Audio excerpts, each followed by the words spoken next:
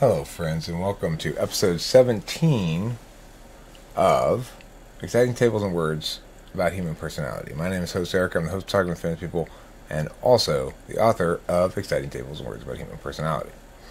So today we're going to start with this table here, Top 5 Tricks to Win Every Argument, and we'll proceed down to the next page or two after that. And first we'll listen to the theme song of this book, which is this. People everywhere gather up in a means, outraged at how they miss the sign. How do they set their priorities? These foreign backstabbing entities ensuing heartache and misery follow necessarily from their savage ways. Insulting Carson and Desiree, we're stuck with such petty larceny. We all partition records and call it destruction of the whole damn world.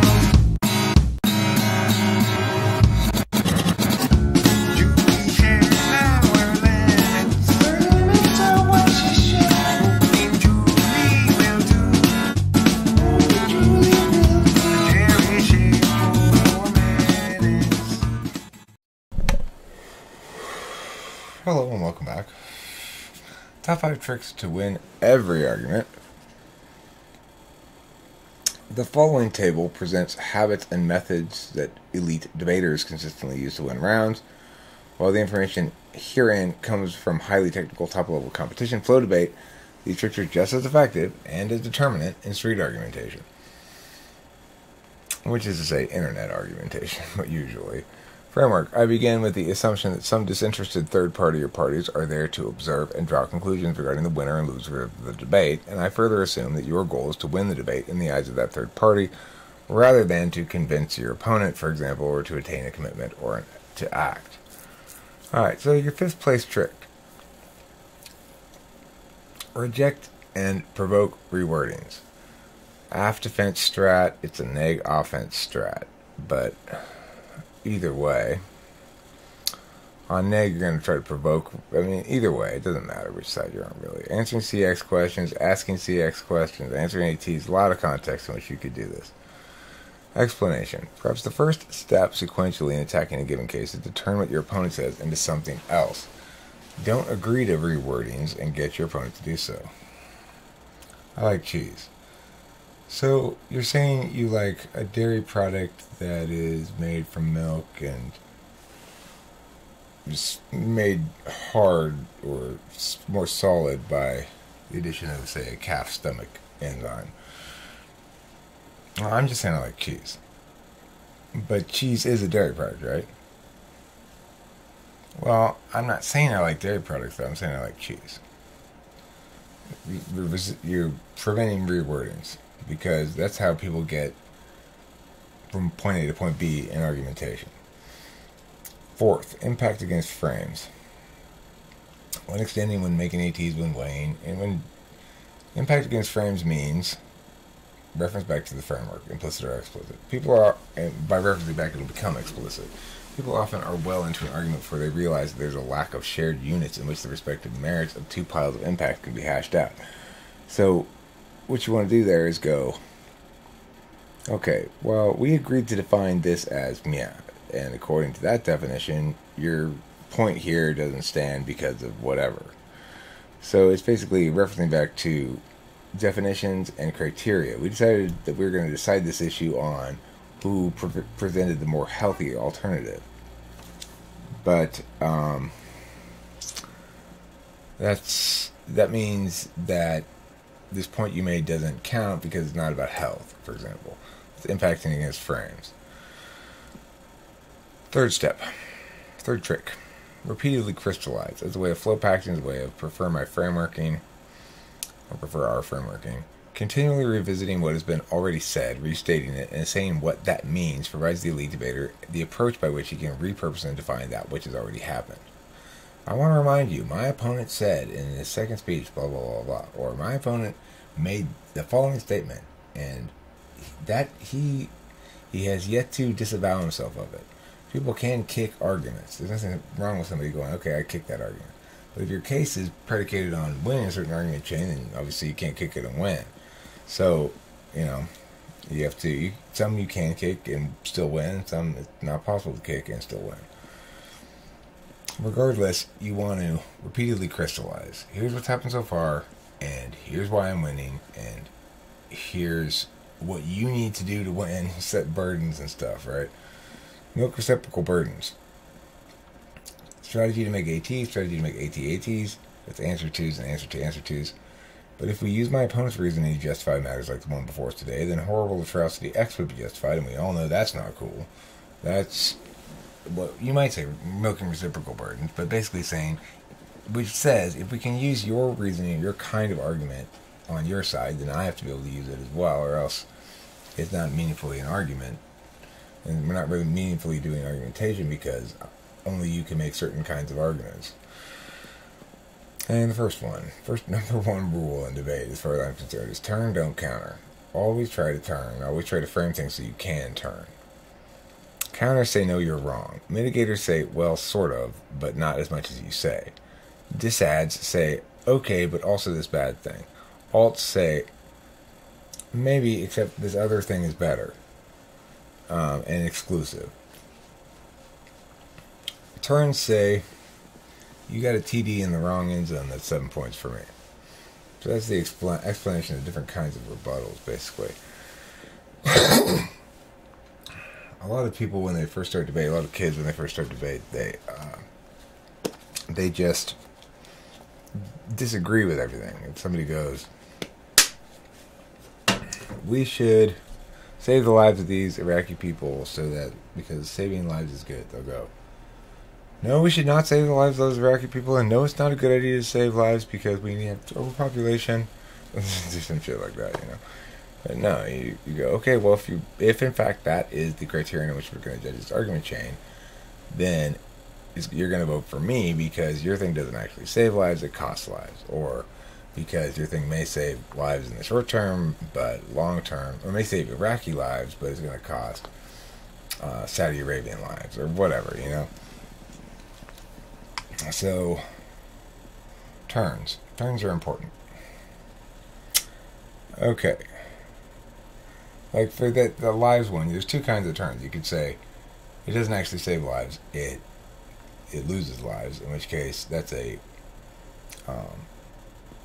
link turn. You're saying, your warrant that you claim produces impact A actually produces impact not A, or impact B that's basically the opposite of A or exclusive of it. An impact turn says, okay, yes, it's going to save Iraqi lives, but that's bad. Now, in this instance, you probably wouldn't want to use an impact turn unless you were going to try to say more lives are lost elsewhere. Or you could say, it's bad to say, I mean, you could try to argue, it's bad for us to save Iraqi lives in the short term because it prevents the Iraqi tribal groups from forming independent city-states and developing the habits of democracy through the stages as described by de Tocqueville, for example. But that's a tricky argument to make, saying, yeah, it's good that we kill all these people. So generally you'd link turn that, not impact turn it. Subjectivity and objectivity defined, explained, and exemplified. This is, I mean, I've gone over this so many times, but I continue to want to talk about the subject because people continue to not quite fully understand it or comment. Lots of people do understand it, you know, but I continue to get a lot of confusion or pushback on this, and I think it always stems from the same thing, which is basically people think objectivity is better, which is wrong. Subjectivity. The objects within the system stay the same, but they confer no rules. Julie said we should go see movie X instead of movie Y because movie X makes her feel happy. But there are 6 people going, and her feelings are personal. In other words, if Julie tomorrow says that we should see Y instead of X because Y makes her sad, it would be just as good a reason as today's. It doesn't justify our concluding Julie will always prefer the sad or happy movie, nor does it give anyone but Julie any guidance as to what movie we ought to see. Lastly, it doesn't work when used as a rule, treated as an object. If I say that we should see Y instead of X because Y makes me happy, then we are at an impasse. So, you can see here, the objects stay the same, but they confer no rules. So in this case, I guess the objects would be, well, I mean, you could say it would be the advocacy Julie's making. It could be considered the the warrant she's using to justify it or any such thing. But we can't use those as rules, because if we do, we create no capacity for resolution between any dispute. Communicability. Neither of our rules generalize because they aren't rules, they are just the opposite of that. Our reasoning is a state of anything goes, just get there. What counts as a good reason changes depending on what I want, and only the goal stays the same. My reasons aren't reasons that warrant what I'm saying. They predict and measure outcomes on a wholly personal scale, the approximation of which doesn't work as a static object. Okay, so if you're justifying shit because of your feelings, then they aren't reasons. That's not a reason to do anything. And it doesn't work as a static object. And so if you're using it to justify shit to other people, then you're using the wrong function in that capacity. Movie X is better than movie Y is subjective because better is defined by each individual without any burden against contradiction. Because we all act in a discursive environment that assumes aesthetic claims are subjective and thus can't be purposefully disputed or parsed through clash. The most rebuttal such a claim is likely to elicit is, that's just your opinion. Let's look at objectivity. The objects within the system change situationally, but the rules stay the same. Clash makes claims regarding the interactions of other claims. It notes how those interactions impact the status quo. The status quo is the way things are now. TI discourse is mostly clash. Defined objects and the defining of objects exist in an ecosystem populated by static binaries. Contradictory aspects resolve into one status or another, or create a new status to accommodate.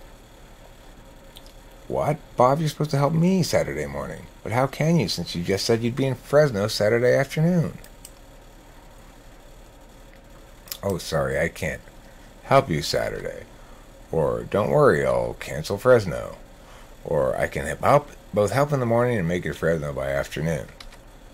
Some sort of resolution to this contradiction needs to be offered in language that represents one of a couple of possible ways around it. Locus of identity. Because TI is objective because the objects, the words and sentences people say, possess the locus of identity. The definitions of specific objects change over time. Thus, we afford definition the status fluid because instances of it demonstrate evolution. Using any specific object, however, requires that denotation remains static for the duration of the use. This must be the case because all statuses at all times are 1 or 0, and none are not either. In other words, in order to make the argument that definitions are fluid, we must act as though they are not. Example, we should see movie Y instead of movie X because 5 of the 6 people want movie Y and only Julie wants X. To be fair means to apply a rule consistently such that if the same justification were used next time and I were the odd man out, I'd be okay with not getting my way. An objective system for determining what ought to be done passes the veil of ignorance test. Veil of ignorance. If I didn't know which movies were playing or who was attending, would I choose this way of picking a movie? So you have to pretend as though you don't have an interest in a thing and say, is this a rule? If I didn't know which, okay, some people would say that socialism passes some sort of veil of ignorance test because you don't know whether you're going to be one of the poor people or one of the rich people. You're coming out of an imaginary place where your soul is about to come down to earth and be realized as a human being, and you have to choose a political system. And people have argued that people would choose socialism because they don't know, they wouldn't choose a monarchy because there's a much greater chance they're going to be a serf than a king, right? So from that sort of perspective, people make veil of ignorance tests regarding certain political systems and stuff like that. But the veil of ignorance test is always in play in TI. It's saying, let's pretend I remove myself from this equation and not have an interest. And the veil of ignorance is specifically saying, let's say I don't have the capacity to have an interest because I don't have any information about the thing that I need to know what my interest is. But basically, TI is the process of removing one's interest from an equation. So that's all the veil of ignorance test really is, but it's a famous test by, I think Rawls invented it.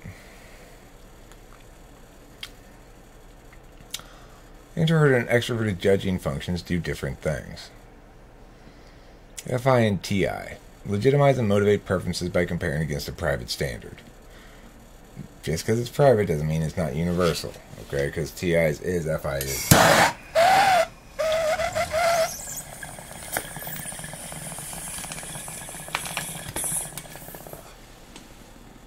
Private simply means the deliberation is done before anything's extroverted. TI legitimizes by a definitional constraint and deals in symbolic approximations. Non-contradiction is the unchanging rule that makes TI objective, though private. The same as with the physical world, except it's definitional contradiction that's contraindicated, not physical contradiction. And it's indicated by being valid, not impossible. I mean, by being invalid, not impossible. If I say all pigs are trees, this is a pig, this is not a tree, I can still say that, but it's invalid.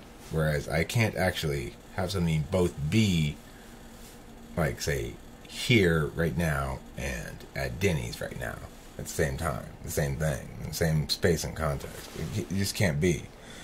So it's impossible on the physical plane, it's invalid on the metaphysical plane. FI legitimizes by a personal value and it deals in actual experience. The actual experience of the emotional self is not subject to contradiction. Nobody says, wait a second, this emotion contradicts the other one. They go, it's bittersweet. FI conclusions and realities contain within them their own legitimacy. Fairness applies a grammar towards objects consistently, aka disinterest. Authenticity values the real over the rules. Personal interest underlies all. Hence, TI values fairness while FI values authenticity.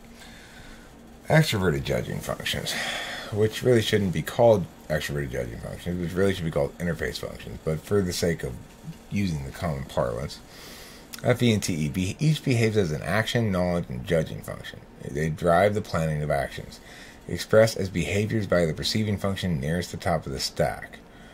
So, in other words, you're going to be paired with either SI or NI if you have an FE or TE DOM, and that's going to be your tool function. FE makes approximations of the FI of others based on their actions and displays. Like a TE, FE projects forward in time to anticipate and prevent barriers to legitimacy. Unlike TE, FE assumes universal wants, drives, goals. Okay, so the point of this is that there's a short projection forward in time by the interface functions, and there's a desire to prevent barriers from arising. An ordinality to both of them in a sense. The FE ordinality isn't really ordinal, though. It's just it's understanding how motivational calculi evolve over time.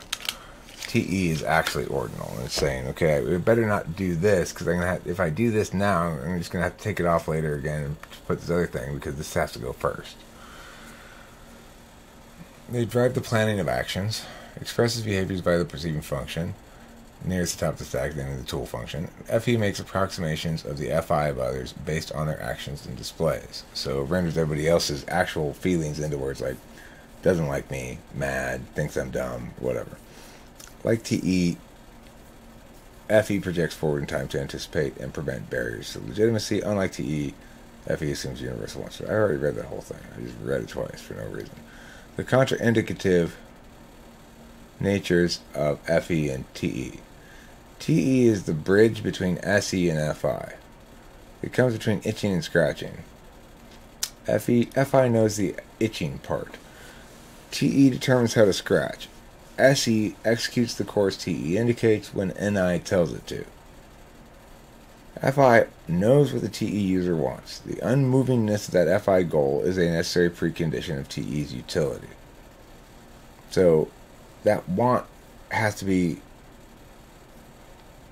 clear and more or less static for TE to take action. You got to know what the problem is and what the solution is going to look like. Legitimacy is constrained only by comparison against a fixed goal, which is to say TE is unconstrained by system rules. Legitimacy is constrained only by comparison against a fixed goal. The fixed goal provided by FI. If trying to prevent injuries, I will care about how carefully people use the broom. If trying to get a place tidy, I will care about how quickly people use the broom. If trying to get a place immaculate, I will care about how thorough people use the broom. Fe assumes the self's own wants, requires no attention to be known because they are universal wants, such as being loved and respected. This manifests as a dismissal of fussiness as fundamentally selfish. Fe will afford legitimacy to others' Fi according to adequate cause. Because Fe uses the objective private standard Ti, which requires defined objects, which approximates the subject's private standard Fi by rendering it into an object and by not directing conscious attention to experiential Fi. Fe and Te thus are contraindicated. ESTJ and ENTJ. Te dominant 8th slot Fe. ISTJ and INTJ. Te tool 7th slot Fe. XXTJs either view SE as evil or are blind to Fe. So I'll save that next one for next time. So that's pages, well, this is page 83, and we did 82, we did 81, we did 80, we did 79. 79 through 83. 79 through 83, I'll have to remember that. Page 79 through 83. Page 79 through 83. Page 79 through 83. Page 79 through 83. I guess I'll play that song now on, so just repeating that over and over again. Here you go. Here's a song for you. I'll play it right from the beginning. Piao, then I'm going to push piao, then I'm going to push piao. People everywhere gather up in a means, outraged at how they miss the sign. How do they set their priorities? These foreign backstabbing entities, ensuing heartache and misery, follow necessarily from their savage ways. Insulting Carson and Desiree, we're stuck with such petty larceny. We all partition our ethics and call it destruction of the whole damn world.